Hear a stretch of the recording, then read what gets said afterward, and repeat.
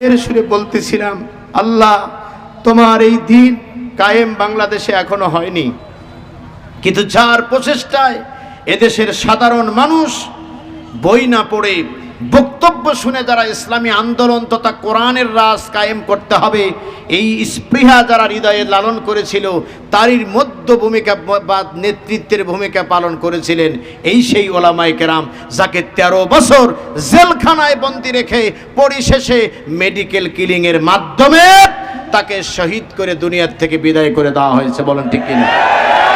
এই পৃথিবীর মানুষ যাকে হৃদয় দিয়ে ভালোবাসে, এই পৃথিবীর মানুষ, ওদের যেদিন পতন হয়ে গেল, ছাত্রলীগের এক উচ্চ পর্যায়ের নেতা আমাকে ফোন করে বলল, ভাই আল্লামা সাইদি সাহেবের তো সব কথাই মিল পড়ে গেল। আমি বললাম, তিনি ছিলেন এক জীবন্ত আল্লাহর ওলি, তিনি ছিলেন এক জীবন্ত কিংবদন্তি, যার কথা মিলে যাবে এর ভিতরে কোনো সন্দেহ নাই। তার কারণ তাদেরকে নির্যাতনই করা হয়েছিল কেবলমাত্র আল্লাহর আইন প্রতিষ্ঠার অপরাধে। বলেন ঠিক কিনা? অন্য কোনো অপরাধে নয়। তার কারণ তারা মানুষের কোনো ক্ষতি করতে যাননি। আল্লাহ পাক যেন এই জাতিকে শুভবুদ্ধি উদয় হওয়ার তৌফিক দেন। বলেন আমিন। তার কারণ আমরা সব দেখেছি, 15 বছর 16 বছর কিছু মানুষ না খেয়ে আছে, ক্ষমতা পাওয়ার আগেই তারা খাওয়ার জন্য বিভিন্ন জায়গায় পায়চারা করতেছে। আমরা এগুলো ভালো করে জানি। সুতরাং বাংলাদেশের মানুষ আর ভুল হয়তো করবে না ইনশাআল্লাহ। যতদিন দেরি হবে তত শান্তি প্রতিষ্ঠা হতেও দেরি হবে। আমরা চাই এদেশের মাটিতে ওলামায়ে কেরামের ঐক্য হবে এবং ঐক্যের উপরে ভিত্তি করে এদেশে ইসলামী আইন প্রতিষ্ঠা হবে ইনশাআল্লাহ, ইনশাআল্লাহ, ইনশাআল্লাহ। বলেন ঠিক কিনা? আমরা আল্লাহর আইন চাই, আমরা অন্য কিছু চাই না। প্রিয় বন্ধুগণ, আপনারা কি কষ্ট পাচ্ছেন? চলেন আমরা আমাদের সেই কাঙ্ক্ষিত কথায় চলে যাই, যে কথাগুলো আপনাদের শোনানো বিশেষ প্রয়োজন বলে মনে করেছি। 1 নম্বর হলো মক্কা বিজয়ের পটভূমি। আমি বলতে গেলে অনেক সময় লেগে যাবে। শুধু একটি কথা জেনে রাখেন, মক্কা বিজয় কখন হলো? মানবতার নবী বিশ্বনবী জনাবে মুহাম্মদুর রাসূলুল্লাহ সাল্লাল্লাহু আলাইহি ওয়াসাল্লামের মাধ্যমে আল্লাহ রাব্বুল আলামিন ফতে মক্কা প্রতিষ্ঠিত করলেন, যার আগাম বিবরণ আল্লাহ রাব্বুল আলামিন কোরআনুল কারীমের একাধিক জায়গায় তিনি দিয়েছিলেন। সেটি প্রতিষ্ঠিত হলো কবে? 8ম হিজরিতে 17ই রমজান, এরপরে আপনার 8ই জানুয়ারি 630 খ্রিস্টাব্দের সোমবারে এই বিজয় সংগঠিত হয়। আলহামদুলিল্লাহ। তাহলে আগামীকাল যদি জিজ্ঞাসা করা যায় যে মক্কা বিজয় হেলালি সাহেবের সাবজেক্ট ছিল, এই মক্কা বিজয় কত সালে কত সময় হয়েছে, মানে কোন তারিখে হয়েছিল বলতে পারবেন? আমি আরেকবার বলে দিচ্ছি, আপনারা মেহেরবানি করে কথাটা খেয়াল। 8ম হিজরি 17ই রমজান, তারপরে কত বলছি? জানুয়ারি কত বলছি? 8ই জানুয়ারি 630 খ্রিস্টাব্দের সোমবারে ঐতিহাসিক মক্কা বিজয় সংগঠিত হয়, যেখানে মানবতার নবী তিনি বীরের বেশে তার কিছুদিন পূর্বে যাকে রাত্রের অন্ধকারে কাফেরদের অত্যাচার নিপীড়ন সহ্য করে ফিরে আসতে হলো, তিনি আজকে 1 নয় 2 নয় 10,000 সশস্ত্র সাহাবীকে নিয়ে 10,000 সাহাবীর হাতে 10,000 তরবারি। বলেন আল্লাহু আকবার। আরে মিয়া, এই কথাগুলো একটু গভীরে অনুধাবন করবেন। 10,000 সৈন্যের হাতে 10,000 কি তরবারি হাতে নিয়েছেন। এই তলোয়ার হাতে নিয়ে বিশ্ব নবীজি মক্কা বিজয়ের দ্বার প্রান্তে গিয়ে তিনি তাঁবু স্থাপন করলেন। আমি ইতিহাসটা সংক্ষেপ করে দিচ্ছি আপনাদেরকে। হুদাইবিয়া সন্ধির মাধ্যমেই মূলত এর সূত্রপাত হয়। কিসের মাধ্যমে? হুদাইবিয়া সন্ধির মাধ্যমে। হুদাইবিয়া সন্ধিতে আপনারা জানেন যে বাহ্যিকভাবে সমস্ত শর্তগুলো ছিল মুসলমানদের বিরুদ্ধে, সমস্ত শর্তগুলো মুসলমানদের বিরুদ্ধে। এমনকি মুহাম্মদুর রাসূলুল্লাহ সাল্লাল্লাহু আলাইহি ওয়াসাল্লাম কাফেরদের পক্ষে একজন নেতার সিগনেচার করবেন এবং মুহাম্মদ সাল্লাল্লাহু আলাইহি ওয়াসাল্লাম সিগনেচার করবেন মুসলমানদের পক্ষে। তারা বাদ সাজলো যে এখানে মুহাম্মদুর রাসূলুল্লাহ আল্লাহর রাসূল এ কথাটা লেখা যাবে না। তাহলে কি লিখতে হবে? কাফেররা ডেকে বলল, এই কথা লেখার পরিবর্তে সেখানে লিখতে হবে মুহাম্মদ বিন আব্দুল্লাহ সাল্লাল্লাহু আলাইহি ওয়াসাল্লাম। আল্লাহর নবী বিশ্বনবী তিনি রাগান্বিত হলেন না, কারণ আল্লাহ রাব্বুল আলামিন তার নবুয়ত দিয়েছেন। পৃথিবীর কোনো মানুষ কাউকে নবুয়ত দিতেও পারে না, নিতেও পারে না। বলেন ঠিক কিনা? বিশ্বনবীজি জনাবে মুহাম্মদুর রাসূলুল্লাহ সাল্লাল্লাহু আলাইহি ওয়াসাল্লাম হযরতে আলীকে বলেন, আলী আমার নামটা কোথায় আছে, নামটা কেটে দাও। হযরত আলী ডেকে বললেন, ওগো বিশ্বনবীজি, আপনার সকল কথা মানতে পারি, তবে আপনার নামের পাশে রাসূল আমি লিখি নাই, আমার আল্লাহ দিয়েছেন। ওয়া আরসালনাকা লিন-রাসূলা ওয়া কাফা বিল্লাহি শাহীদা। ও নবী, আমি আল্লাহ বলছি, ওয়া আরসালনাকা লিন-নাসি রাসূলা, আমি আপনাকে এই রিসালাতের দায়িত্ব দিয়ে আমি আপনাকে নবী বানিয়েছি, রাসূল বানিয়েছি। এই স্বীকৃতি পৃথিবীর কোন কাফের, কোন বেদিন, পৃথিবীর কোন ব্যক্তি যদি না দেয়, আমি আল্লাহ ঘোষণা দিচ্ছি আপনি আল্লাহর রাসূল। বলেন আল্লাহু আকবার। আমার বন্ধুগণ, বিশ্বনবী ডেকে বলেন, আলীর আমাকে দেখিয়ে দাও। বিশ্বনবী আলীর কাছ থেকে দেখে নিয়ে নামটা লিখে দিলেন। আল্লাহ পাক কোরআন শরীফে সূরা ইয়াসিনে ঘোষণা করে দিলেন, ইয়াসিন ওয়াল কুরআনিল হাকিম ইন্নাকা লামিনাল মুরসালিন। ও নবী, ওরা মানতে চায় না, কিন্তু আমি আল্লাহ ঘোষণা দিচ্ছি আপনি আমার মুরসালিনদের অন্তর্ভুক্ত। বলেন আল্লাহু আকবার। প্রিয় ভাই সব, হুদায়বিয়ার সন্ধিতে মুসলমানদের বাহ্যিক দৃষ্টিতে বিরুদ্ধে হলেও আসলে ভিতরে ভিতরে মুসলমানরা সব কাজ সেরে ফেলেছিল। আল্লাহু আকবার কোন। বিগত সরকার ষড়যন্ত্রের জাল বুনতে বুনতে রাষ্ট্রের সকল যন্ত্র ব্যবহার করে বাংলাদেশ জামাত ইসলাম এবং ইসলামী ছাত্র শিবিরের বিরুদ্ধে যত কুৎস রটনা এবং মিথ্যা মামলা হামলা দিয়েছিল, আর আমরা গত বছর মাহফিলে সরকারকে জানিয়ে দিয়েছিলাম, আপনারা যাদেরকে নির্যাতন করছেন অতীতের চেয়ে এখন বাংলাদেশ জামাত ইসলাম এবং ইসলামী ছাত্র শিবির সবচেয়ে বেশি শক্তিধর। আল্লাহু আকবার। এটার ভিতরে কোনো সন্দেহ আছে? চিল্লাবেন, এর ভিতরে কোনো সন্দেহ আছে না। তার কারণ বাংলাদেশ জামাত ইসলাম এবং ইসলামী ছাত্র শিবির তারা মানুষকে সন্তুষ্ট করার জন্য তারা রাজনীতি করে নাই। তারা রাজনীতি করেছে কেবলমাত্র মহান রবের সন্তুষ্টি এবং রাসূল সাল্লাল্লাহু আলাইহি সাল্লামের সুন্নতের বিধানকে বাস্তবায়ন করার জন্য। বলুন ঠিক না? অন্য কোনো উদ্দেশ্য এবং লক্ষ্য তাদের ছিল না। প্রিয় ভাই সব, আপনারা কি কষ্ট পাচ্ছেন? আমি নিজেই ব্যক্তিগতভাবে এই গরমের মধ্যে মাহফিল করার বিরোধী। আপনারা জানেন যে আমাদের আমিন হামজা ভাই কিন্তু অসুস্থ অলরেডি হয়ে গেছেন।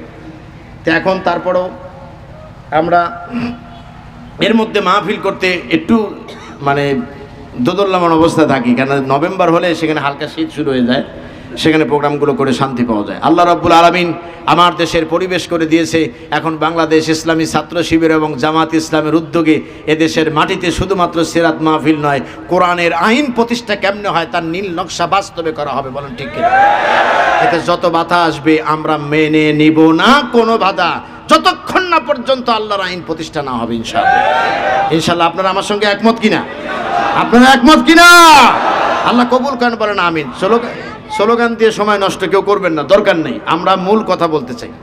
আমার বন্ধুগণ, 3 নম্বর পয়েন্ট হলো, মানবতার নবী যখন মক্কা নগরে যাবেন 16ই রমজান, কত রমজান বিজয় হলো? কত রমজানে? 17ই রমজানে বিজয় হলো। 16ই রমজানে মানবতার নবী মক্কার কাছাকাছি এলাকায় গিয়ে একটা তাঁবু টানালেন। কি টানলেন? তাঁবু গাড়লেন। তাঁবু গেড়ে সৈন্যদেরকে আগের রাত্রেই নবীজি আমার বর্ণনা করে শোনালেন, তোমরা আগামীকাল 4 দলে বিভক্ত হয়ে মক্কা নগরে দখলের জন্য তোমরা রওনা দিবে। কয় দলে? আরো জোরে। 4 দলের 4 জন নেতা বানায় দিলেন। 1 নাম্বার নেতা হলো, প্রথম দল যিনি নেতৃত্ব দিবেন তিনি হলেন হযরতে জুবায়ের রাদিয়াল্লাহু তাআলা আনহু। দ্বিতীয় নাম্বার যিনি নেতৃত্ব দিবেন তার নাম হলো হযরতে আবু উবাইদা রাদিয়াল্লাহু তাআলা আনহু। 3 নাম্বার যিনি নেতৃত্ব দিবেন সাদ বিন উবাইদা। আর 4র্থ নাম্বারে যিনি নেতৃত্ব দিবেন আল্লাহর পক্ষ থেকে যিনি সাইফুল্লাহ উপাধি পেয়েছেন, যিনি হলেন খালিদ বিন ওয়ালিদ। জোরে বলেন সুবহানাল্লাহ। বিশ্বনবীজি খালিদ বিন ওয়ালিদকে স্পেশাল একটা কথা বললেন। আমি কি বলবো? তিনি বললেন, খালিদ বিন ওয়ালিদ, আগামীকাল তোমার যে কাজ হবে 4টা গ্রুপে বিভক্ত হয়ে তুমি তো অর্থাৎ ভিতরে ঢোকার চেষ্টা করবে। সেই ঢোকার সময় তুমি তো বীর যোদ্ধা, তোমার ভিতরে অতীতের আক্রমণ এবং কুরাইশদের আচার আচরণের রীতিনীতি তোমার মনে পড়ে যাবে। হৃদয় স্পটে মহানবী সাল্লাল্লাহু আলাইহি সাল্লামকে এদেশ থেকে বিতাড়িত করার ষড়যন্ত্রের নীল নকশাকেরা কিভাবে করেছিল তোমার চোখের সামনে ভেসে উঠবে। কিন্তু তোমার প্রতি স্পেশাল আমার নির্দেশ হলো, তুমি পিছন সাইড থেকে, মক্কার পিছন সাইড থেকে তুমি আক্রমণ করবে। সুবহানাল্লাহ কোন। তবে যাই কিছু করো কাউকে মারিও না।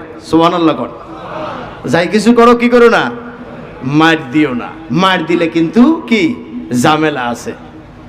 কুরাইশরা বুঝে না উঠেই খালিদ বিন ওলীদ যেখান দিয়ে সৈন্যবাহিনী আসতেছিল, তারা উল্টা আক্রমণ করেছে। আক্রমণে মুসলমানদের পক্ষে 3 জন শাহাদাত বরণ করলেন। খালিদ বিন ওলীদের নেতৃত্বে উল্টা পাল্টা যখন আক্রমণ করেছে, এই পাল্টা আক্রমণে মুসলমানদের আক্রমণে কুরাইশদের তথা বিপক্ষ গ্রুপের 13 জন দুনিয়ার থেকে বিদায় নিল। আমার বন্ধুগণ, মানবতার নবী তিনি পতাকা হাতে নিলেন। একটা পতাকা ছিল সাদা আর একটা ছিল কালা। সুবহানাল্লাহ। কয়টা পতাকা? কয় দিক থেকে আক্রমণ হবে? 4 দিক থেকে আক্রমণ হবে। কথাগুলো ভালো করে খেয়াল করবেন। 4 দিক থেকে আক্রমণে একেবারেই মক্কায় ঢোকার প্রথম যে পথটি, বিশ্বনবীজি 2টা পতাকা হাতে নিয়েছেন, সামনের দিকে যাচ্ছেন। আর ওই 4 দিকের সাথীরা চতুর্দিক থেকে মক্কায় 4 দিক থেকে ধীরে ধীরে ঢুকতে লাগলেন। সুবহানাল্লাহ বলেন।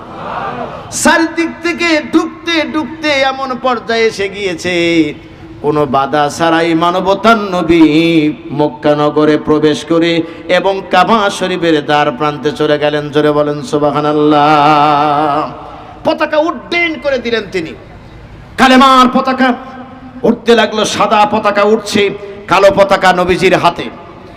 বিশ্বনবী জনাবে মুহাম্মদুর রাসূলুল্লাহ সাল্লাল্লাহু আলাইহি ওয়াসাল্লামের সামনে আজ আর কেউ নাই, কেউ এসে সামনে দাঁড়ায় নাই।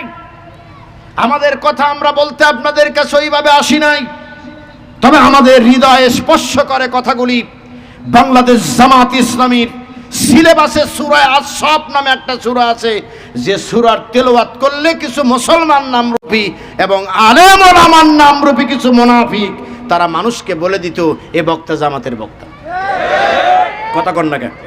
আরো চিল্লায় বলেন ঠিক কিনা? আমি তো বলেছি যে সরকারের বিগত 15 বছর এবং 16 বছরের কুকীর্তির আমার ইতিহাস যদি আপনাকে বলি, আপনি বলবেন সারা রাত বলেন শুনে যাই, এত জীবনে জানতাম না। কথা কি বুঝতে পারছেন? যাদের চরিত্র দেখলে শিয়ার কুকুর পর্যন্ত লজ্জায় ভাগ দিয়ে যেত, তাদেরকে মঞ্চের বড় চেয়ার না দিলে তাফসীর মাহফিলের অনুমোদন হতো না। এর চেয়ে বড় লজ্জা, এর চেয়ে বড় জাতির জন্য কলঙ্ক আর কি হতে পারে? যারা কোরআনের কোনো অক্ষর জ্ঞান রাখে নাই, তাদের অনুমতি ছাড়া কোনোদিন কোরআনের তাফসীর মাহফিল অনুষ্ঠিত হয় নাই। একটু আগে যখন এই টোকেন দিচ্ছিলেন আমাকে, আপনাদের তখনই বলতে চাইলাম, টোকেনের কথা আমার মনে পড়ে গেল। সর্বনাশ, নাহমাদুহু বলতে পারিনি। এ কত মাহফিলে যে টোকেন দিয়ে বলছে হুজুর, পুলিশের গাড়ি এসে দাঁড়াইছে। একটু কথাটা দেখে শুনে বলেন। কথা কন না কেন? এই মিথ্যে কথা বলছি মিয়া? আমরা জীবনে কাউকে কোনোদিন তাওয়াক্কুল করে কোনো কথা বলি নাই। তার কারণ আমি বলছি পুলিশ আসছে, তাহলে ওনাকে ওয়াজ করতে বলেন তো। উনি তো আজকে বড় অতিথি, উনি ওয়াজ করলেই পারে। আমার যে বসা রাখছেন কেন অযথা এত রাত পর্যন্ত? কয় না, আপনি বলবেন ঠিকই, কিন্তু একটু যাতে গায়ে না লাগে। কথা কি বুঝতে পারছেন? আপনি কি অদ্ভুত ব্যাপার! আপনি চুরি করবেন, আপনার গায়ে লাগা যাবে না। আপনি ডাকাতি করবেন, গায়ে লাগা যাবে না। আপনার বাড়ির পিয়ন 400 কোটি টাকার মালিক হবে, গায়ে লাগা যাবে না। কথা কি খারাপ বলছি বলেন? আপনি মনে মনে কোরআনের তাফসীর মাহফিলের পক্ষে কথা বলবেন, ভিতরে ভিতরে যতটুকু মায়া মোহাম্মত থাকবে না থাক, যারা কোরআনের তাফসীর করে তাদের নিয়ে ফাঁসি দিবেন। আপনার বিরুদ্ধে কিছু বলা যাবে না। তার কারণ আপনি কিছু বললে তখন ইস্যু হয়ে যাবে। এ দেশটাকে জঙ্গি রাষ্ট্র বানানোর জন্য যত নীল নকশা ওরা করেছিল, কিন্তু বাস্তবায়িত হয় নাই, ভবিষ্যতেও হবে না ইনশাআল্লাহ। আরো জোরে বলেন ইনশাআল্লাহ। মনে রাখবা মুসলমানেরা, এদেশের ওলামায়ে কেরাম, জামাত ইসলামের নেতৃবৃন্দ এবং কর্মী যারা আছেন, তাদেরকে একটি কথা স্মরণ করে দিয়ে বলতে চাই, এদেশের আলেমদের অবদান আপনারা ভুলে যায়েন না। তার কারণ যে কোরআনের দাস আপনি লুকিয়ে থেকে ঘরের মধ্যে দিতে হয়েছে, সেই কোরআনের দাস ওদের টাকা দিয়ে ওদের মঞ্চ তৈরি করে ওলামায়ে কেরাম রাতের অন্ধকারে রাত 12টার সময় মঞ্চ থেকে নেবে কোথায় যাবে, কে মেরে ফেলবে এ তোয়াক্কা করে নাই, কিন্তু তারা বলেছে আনাকিমুদ্দিন, দিন কায়েম করতে হবে। বলেন ঠিক কিনা? ওলামায়ে কেরাম তাদের জীবনে চিন্তা করে নাই। সুতরাং তাদের বিষয়টা অবমূল্যায়ন করা মানেই নিজেদের জন্য বড় ক্ষতির দিক। বলেন ঠিক কিনা? আমার ভাইরা, আপনাদের কি কষ্ট হচ্ছে? নবীজি এখন কোথায় আছেন? কথা বলেন, কোথায় আছেন? হাতে কি আছে? আপনারা কি চান যে আমরা কালেমার পতাকা উড্ডীন করব? আপনারা কি চান আমরা কালেমার পতাকা উড্ডীন করব? শহীদ আল্লামা দেলোয়ার হোসেন সাঈদী রহমাতুল্লাহ আলাইহিকে প্রশ্ন করা হয়েছিল, বিদেশের মাটিতে অদূর ভবিষ্যতে যদি বিশ্বের কোন দেশ ইসলামী পরিপূর্ণ বিধান বাস্তবায়নের জন্য মাথা তুলে দাঁড়ায়, সেই দেশটার নাম কি একটু বলবেন? উনি বলেছিলেন সেই দেশটা অন্য কোনো দেশ নয়, সেই দেশটা হলো আমার মাতৃভূমি বাংলাদেশ। যে কোনো সময় বাংলাদেশের মাটিতে কালেমার পতাকা উড্ডীন হবে হবে ইনশাআল্লাহ। আরো জোরে বলেন ইনশাআল্লাহ।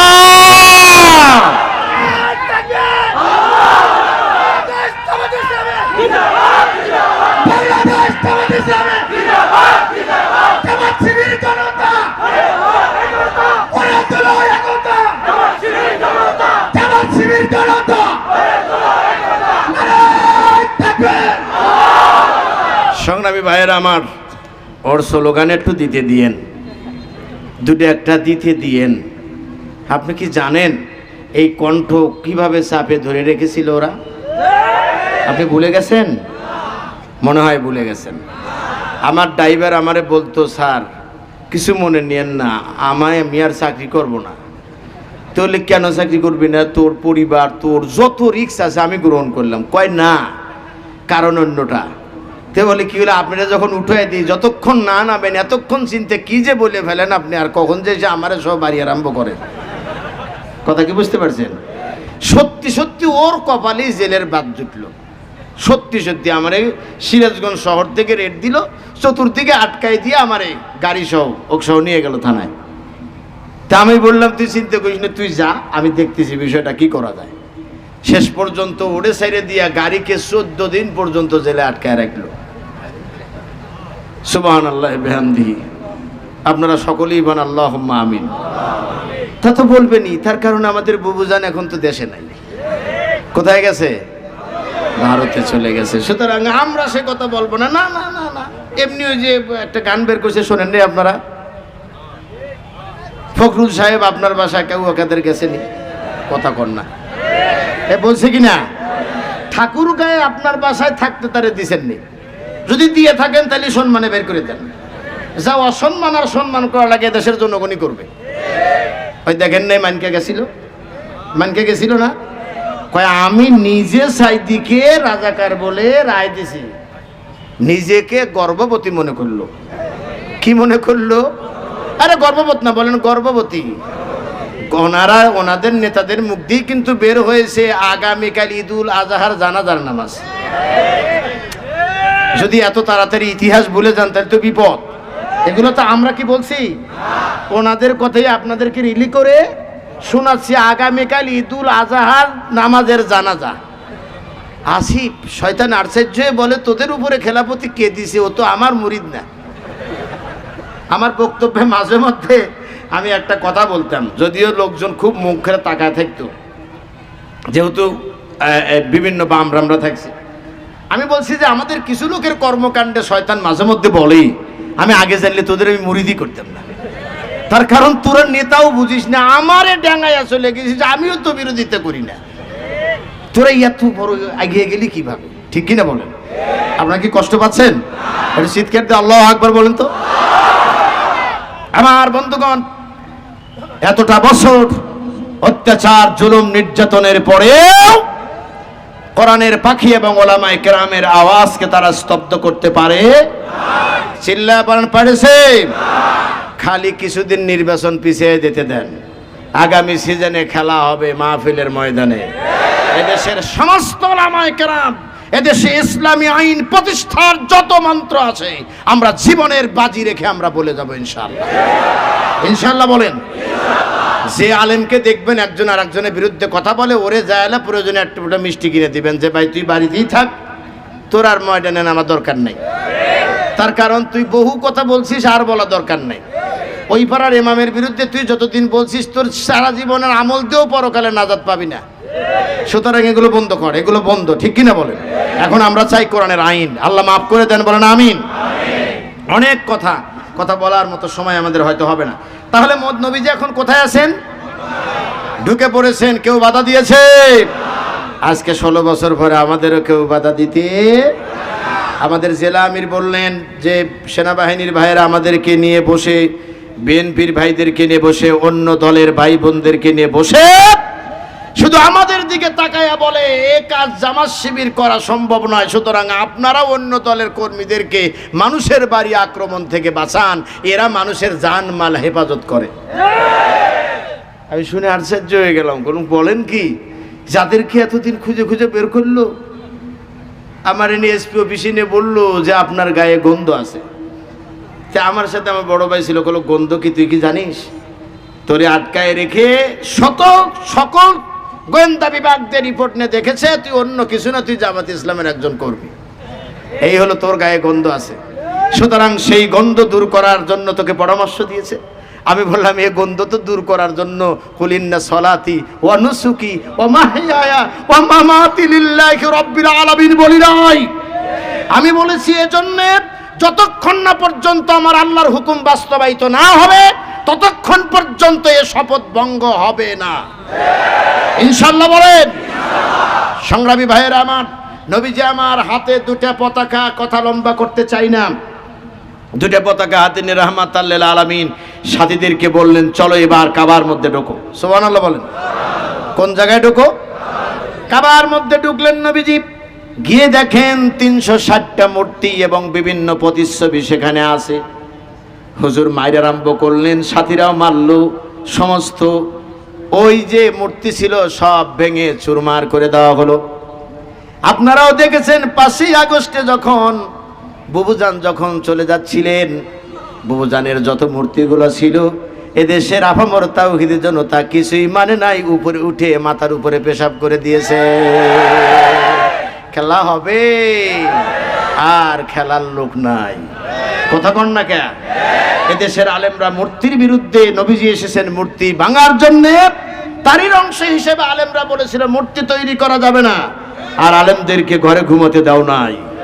রফিকুল ইসলাম মাদানির মতো 4 ফিট একজন মানুষকে ধরে নিয়ে যাও, উলঙ্গ করে বেঁধে রাখো, তাহলে বোঝা গেল ক্ষমতার দৌড় কত দূর। মাঝে মধ্যে গ্রাম এলাকায় মাহফিলে যাইতাম, ওই জোরে হুজুর এমন কথা কয়েন না, তাকবীর দেয় কেউ। আমি বললাম আচ্ছা শোনেন একটা কথা বলি, কেউ কি আশেপাশে কয় নাই, তাহলে একটা কথা বলি, আপনার দল এত পাওয়ারফুল আর সমস্ত ক্ষমতার মালিক, আপনারা নিজেদেরকে মনে করেন নাউজুবিল্লাহ, অথচ এই গ্রামের মধ্যে যদি একটা তাকবীর দেয় ওখান থেকে পড়ে যাওয়ার সম্ভাবনা, ঘটনা কি? কথা কন নাকি আপনারা? মসজিদের মেম্বারে নামাজে বসে একটু সূরা আস-সাফের ওয়াজ করলেই জামাত প্রতিষ্ঠিত হয়ে গেল। এই গাজীপুরে আমাকে বলা হয়েছে যে হেলালি সাহেব যে মসজিদে খুতবা দেয় সব জামাত শিবিরের লোক, অন্য কোনো লোক নেই। তাই না, আমি এর উত্তরে আর কি বলবো? আমি বলে দিলাম, ওনাকে যা বলে দিয়েন যে এত লোক যেখানে জামাত শিবির, কখন যে আপনি ওই দলের সদস্য হয়ে যান তা আল্লাহই জানে। আমি স্যার আর কি বলতে পারি, আপনি বলেন। এই জন্য এ ধরনের কথাবার্তা পরিহার করতে হবে। মানবতার নবী বিশ্ব নবীজি মূর্তিগুলো ভাঙলেন, সাথীদের নিয়ে 2 রাকাত নামাজের জন্য দাঁড়িয়ে গেলেন। আল্লাহু আকবার। কি করলেন? ওয়াস্তাইনু বিস-সাবরি ওয়াস-সালাম, নবী আপনি ধৈর্য এবং নামাজের মাধ্যমে আমার কাছে চান। সুতরাং নামাজ এই 5ই আগস্টে বিজয়ের পরে কেউ গেছেন ঘর ভাঙতে, কেউ গেছেন কারোর ব্যবসা